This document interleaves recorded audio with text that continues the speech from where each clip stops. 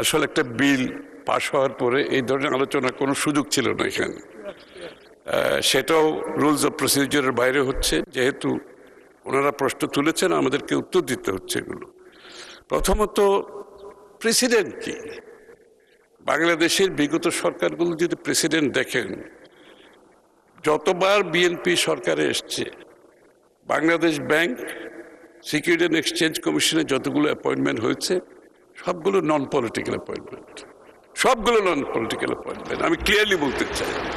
এবং যেই কারণে বাংলাদেশের আর্থিক শৃঙ্খলা বিএনপি সরকারের সময় কোনো সময়ের সমস্যা হয় নাই, সব সময় আর্থিক শৃঙ্খলা বজায় ছিল, কোনো সময় শেয়ার বাজার লুটপাট হয় নাই, বিকজ বিএনপির অ্যাপয়েন্টমেন্টগুলো কোনো সময় পলিটিক্যাল কনসিডারেশনে হয় নাই এবং যোগ্য ব্যক্তিদের সেখানে দেওয়া হয়েছিল।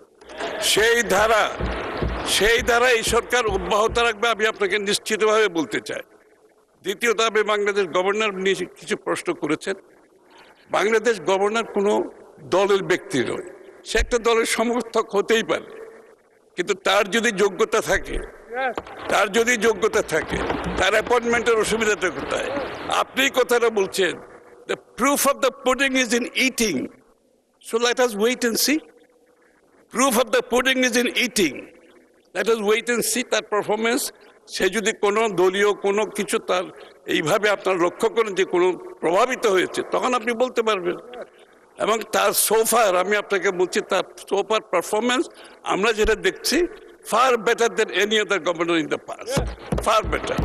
আর আপনারা যখন বিগত দিনে এই বিগত কেয়ারটেকার সরকারের সময় যখন গভর্নরের এজটা বাড়িয়েছে, তো সেই সময় তো আপনারা কোনো আপত্তি তোলেন নাই, সে সময় কোনো আপনারা আপত্তি তোলেন নাই।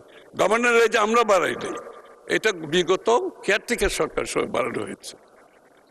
সুতরাং যে কথাগুলো আমাদেরকে মাথায় রাখতে হবে, যে বিএনপির ট্র্যাক রেকর্ড দেখলে আপনি এখানে পাবেন না। দ্বিতীয়, আমি একটা কথা অ্যাড করতে চাই, ইতিমধ্যে প্রধানমন্ত্রী সিদ্ধান্ত দিয়েছেন, মাননীয় প্রধানমন্ত্রী সিদ্ধান্ত দিয়েছেন, ফিনান্সিয়াল সেক্টরে কোনো রাজনৈতিক ব্যক্তিত্বকে অ্যাপয়েন্টমেন্ট দেওয়া হবে না।